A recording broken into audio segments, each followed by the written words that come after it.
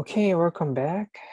In the last sessions, we talk about basic syntax of using function templates. And so the example of function template with one type parameters. In this session, we will look at more about the function templates, such as multiple number of type parameters. So let's begin.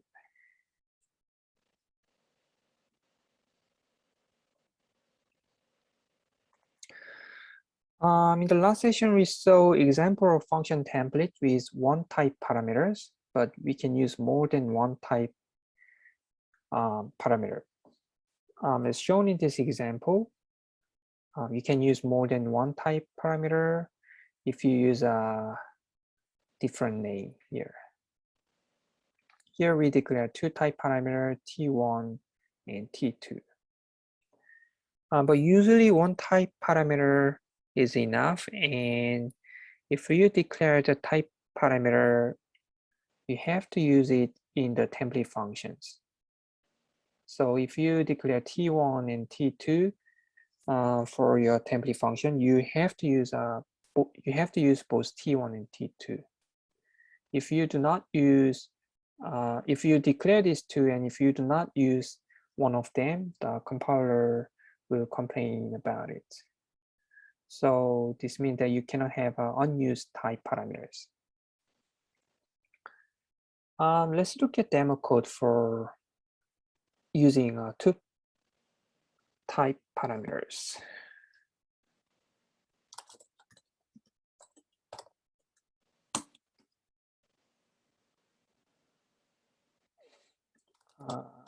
This is the demo code here. Here we have template functions. Function template name show stuff. Here we have one type parameter T. And this function receives three arguments. The first type of the first argument is fixed, it's int. The second and third type of argument, arguments type is T. And this function just print first and second and third arguments values. This one shows stuff 2 is also function template because it starts with a template syntax. But this time we declare two type parameter T1 and T2. Here we only declared one type parameter T, but this example we declare T1 and T2 here. And just like this function, it receives three arguments, but the first type is also fixed, is int, but second and third arguments use T1 and T2. So second and third arguments uses two different type parameter T1 and T2. The body of this function is same for this stuff one, just printing the value of these three arguments. And inside of this main function, we declared three integer types of arguments and store 1, 2, 3. And it calls the show stuff1 functions by passing these three integer type of arguments. Show stuff1 is this one, which this is a function template which uses one type parameter. So the compiler will change this T to int because we passed the integer type of argument. The compiler will do that automatically. You don't have to worry about it. So this function should print 1, 2, 3 because it just print 1, 2, 3. And now we are declaring D1 and C1 variable. The type of D1 variable is double, it stores 1.1. And the type of C1 variable is char and it stores A. And we are calling the show stuff 2 by passing integer 1, which is this one, and D1 and C1. Now, this time D1 is a double and C1 is char, so we are passing 2 different types for the second and third arguments. Here we pass the same types of arguments int, but now the second and third argument type is different. Show stuff 2, I think you can see this. Show stuff 2 is also a function template. It uses a 2 type parameter, T1 and T2. So the after this, the compiler will generate show stuff 2 function definition that works with these 3 arguments. The first argument type is int, second argument type is double, third type argument is char. The compiler will generate code automatically work with these 3 types of argument for these functions. So T1 will be changed to double because we pass double type, and this T2 will change it to char type because we pass the char type argument for the third argument. So let me compile this program and see the output of this program.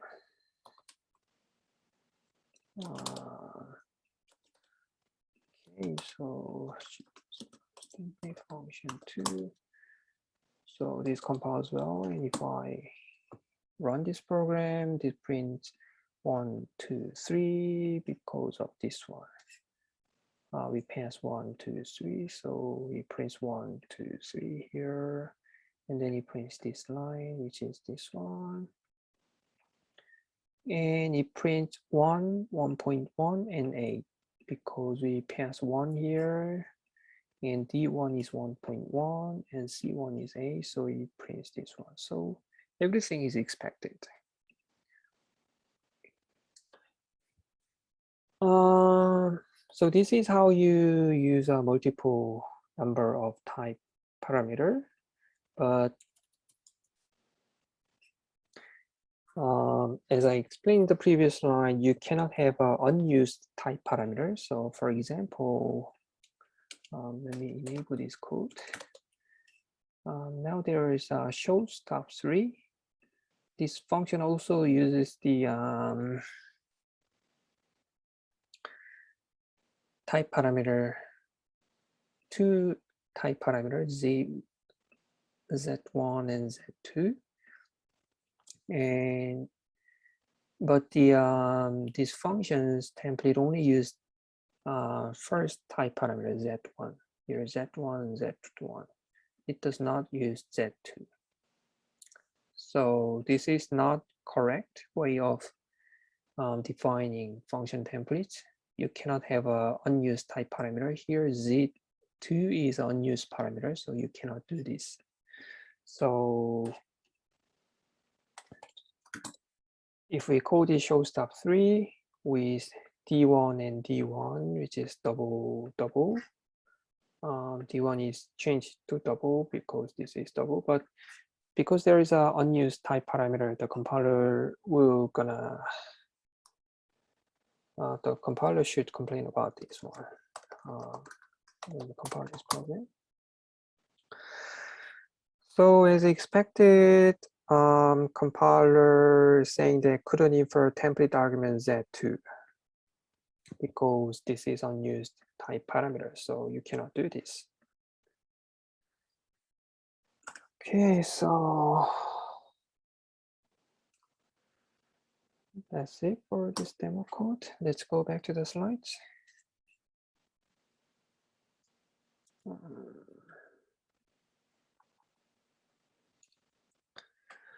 We saw this demo code.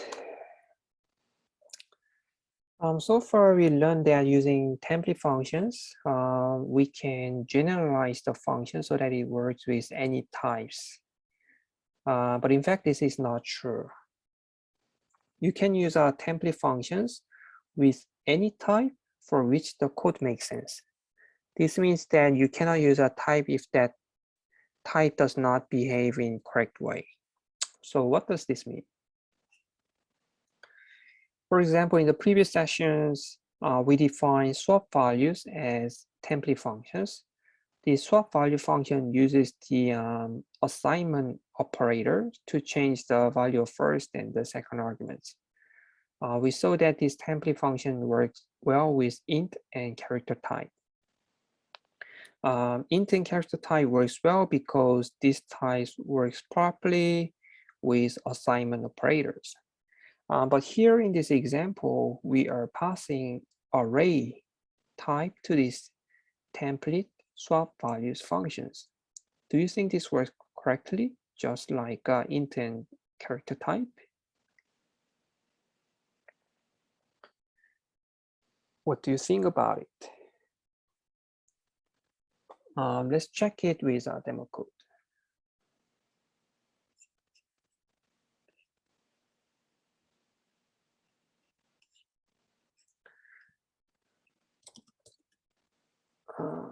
Function 3.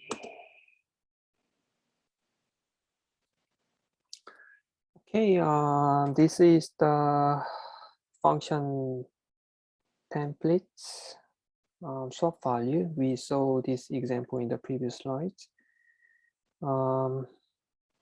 We use a type parameter t here, so these swap value functions work correctly for integers and character types.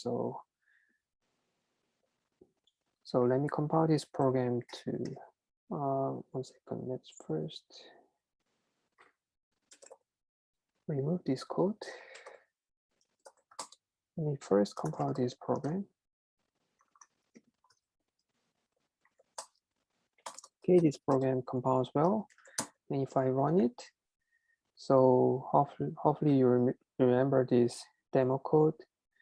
Originally the input value was 1 and 2, but because of this integer 1 and integer 2, they are 1 and 2 originally because we declared it like this way. But after calling swap values and by passing integer 1 and integer 2, the values are swapped. So integer 1 is now storing 2, and integer 2 is now storing 1 because these two values are changed with these functions. And this function also works well with character type. So originally it was A and B, but after passing this variable to this function templates, swap values, the char1 now stores the B and char2 now stores A. So the values are swapped. So as you can see here, these swap value functions works well for int type of argument and character type of argument because we use a type parameter t here. The compiler will automatically generate code for working with an integer type and character type. So that's what we learned in the previous slide, previous sessions.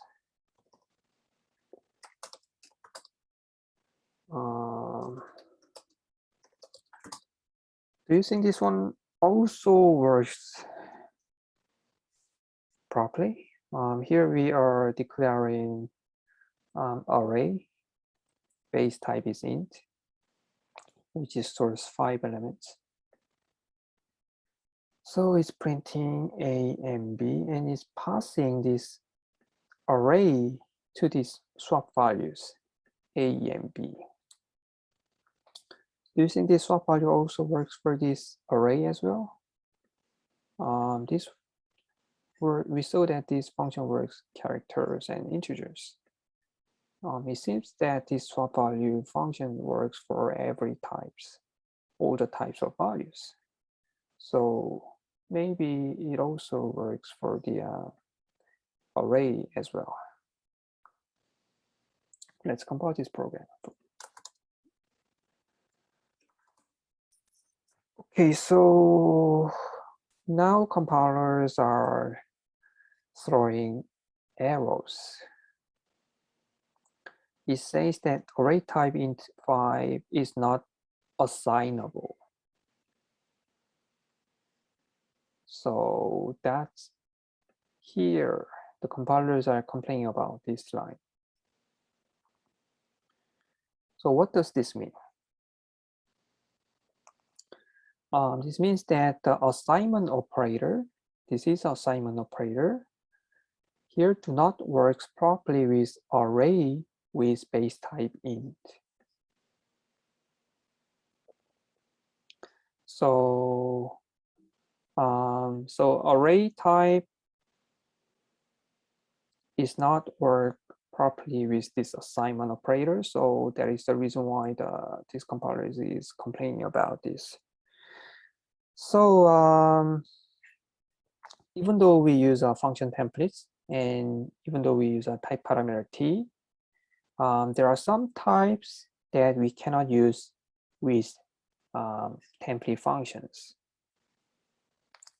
What type we can use, it depends on the template function. So here these functions uses the assignment operator, so we can only use a type that works properly with assignment operators.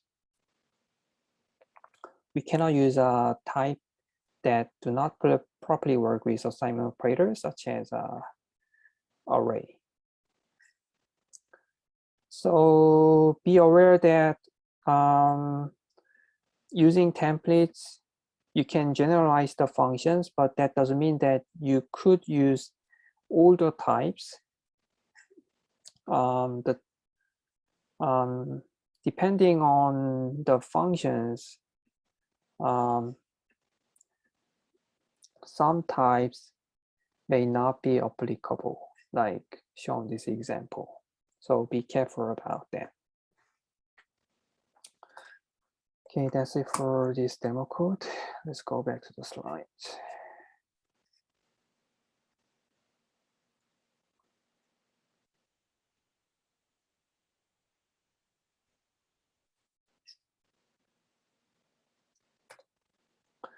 So we just saw this example code. Let's talk more about array. We learned this before, the array decay. Recall that array decay means losing array informations. So when we pass an array as a function arguments, the array information is lost in caller functions. That is the array decay. So here, the array data such as a length is lost. So we cannot use a range-based for loop.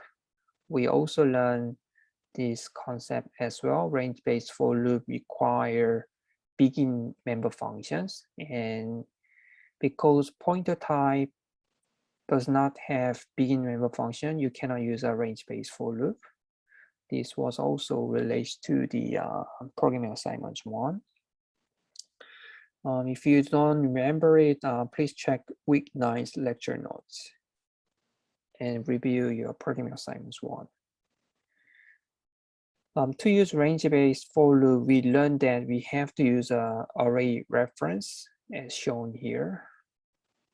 This is array reference. If you use array reference, we do not lose the array data, so we can use a range-based for loop like this.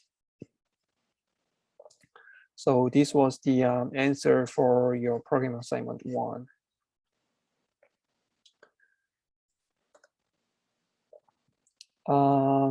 If you look at this, it only works with int as a base type and length 3 of array.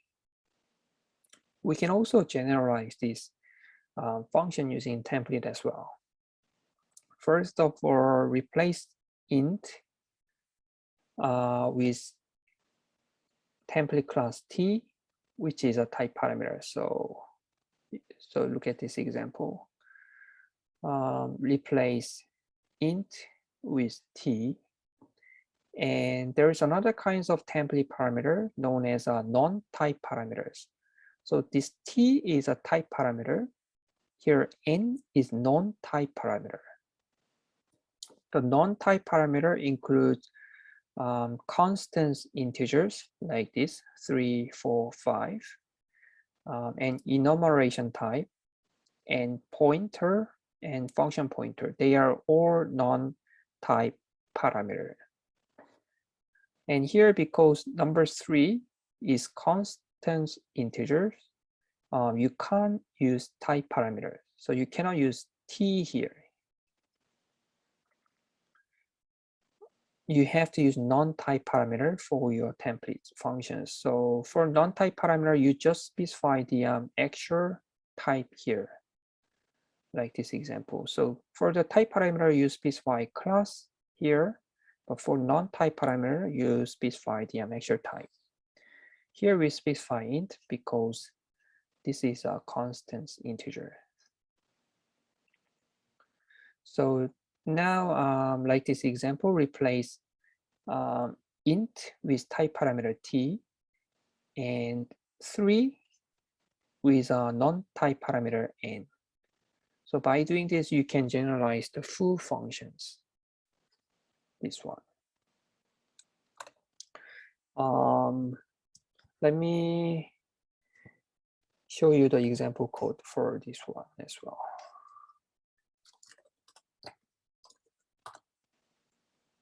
Not this one, it's this one. Okay.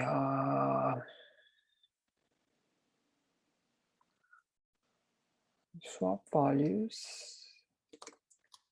This is the function template code.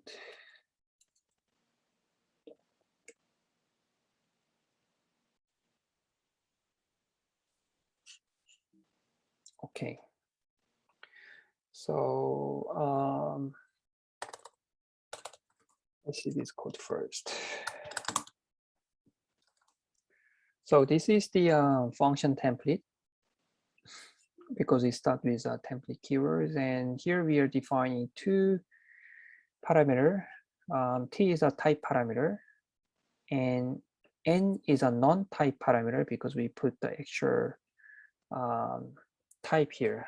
If you're not familiar with size t here, maybe I can make the int here. Maybe this one is more easy to understand. So t is a type parameter and n is a non-type parameters. So I explained in the previous slide that non-type parameter includes constant integer and enumeration type and function pointer and pointer types. So here we put the non-type parameter because the size of the array is a constant integer. So here we put t here, type parameter. This indicates the base type of the array. Note that this is the array reference syntax. So this is same as var 5, something like this.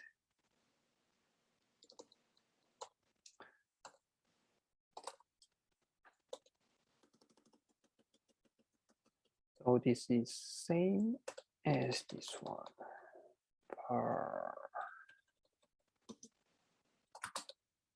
So this is a base type, which is int, base type of the array. The array name is a var1 here, and 5 is the length of the array. So this 5 is a constant integer. This we put the non-type parameter n here.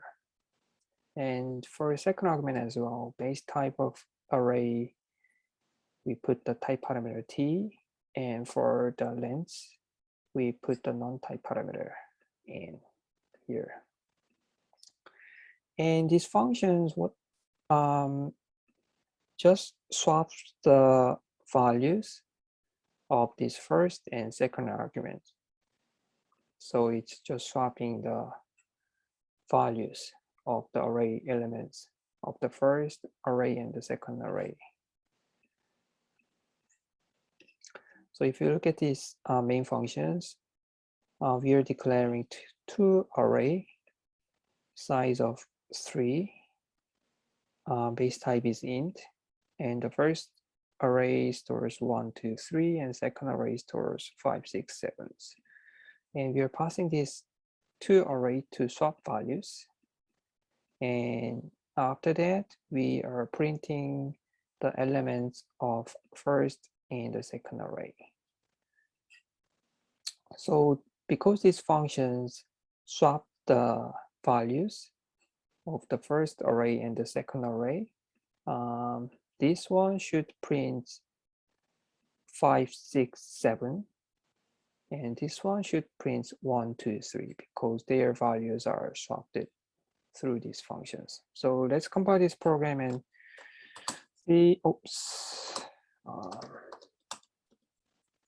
See whether the program output is expected 1. Okay, compiles well. And if I run this program, as you can see here, previously array 1's value was 1, 2, 3, but now array 1 value is 5, 6, 7, and array 2 value is changed to 1, 2, 3, as you can see here, because of these swap values. And the this swap value function will also work with other type as well. Currently, it passes the array with base type int, but this function can also work with array with double type as well because we use a type parameter t here.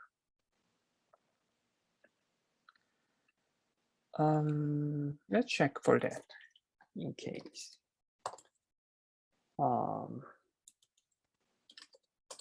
Let's quickly check that one. Let me change this to double.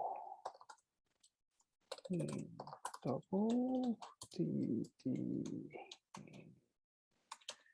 put 1.1, 2.2, 3.1, something like this, 1.5, 7, 5.5. Let's assume that we have a 2 array, base type is double, and stores these element values. And by copy this line as well. And by calling these functions,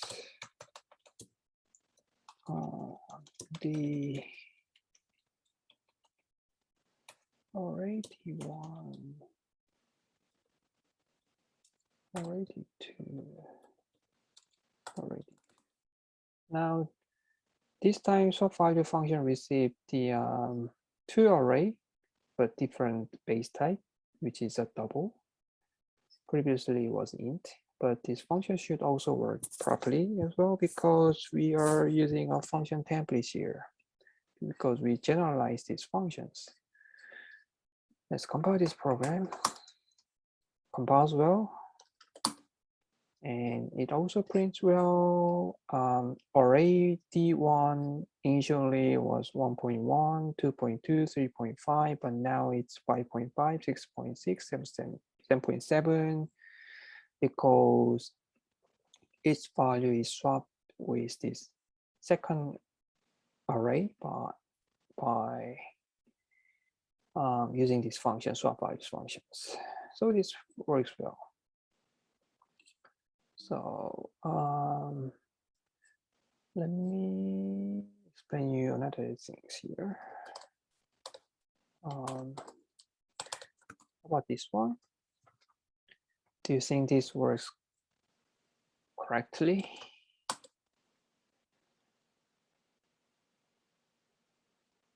Let's compile this program. No, there is compile error. Why is that? Because of the non-type parameter here. And so here, this 3 is a constant integer, which is a non-type parameter. But we are using n here, because we use a class keyword, it's type parameters. We cannot use a type parameter for constant integers. So you have to use a non-type parameter.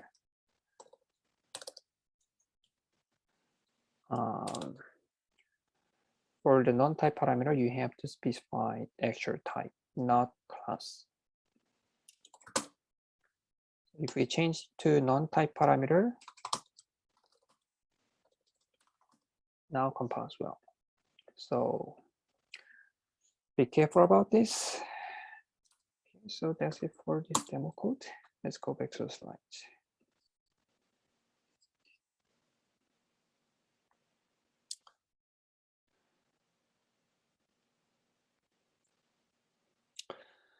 Okay, what is the best way to write the function templates? So we understand we can generalize the functions using a function template. We understand it is a good thing to do, but how can we write the function templates? What is the best way of writing the function templates?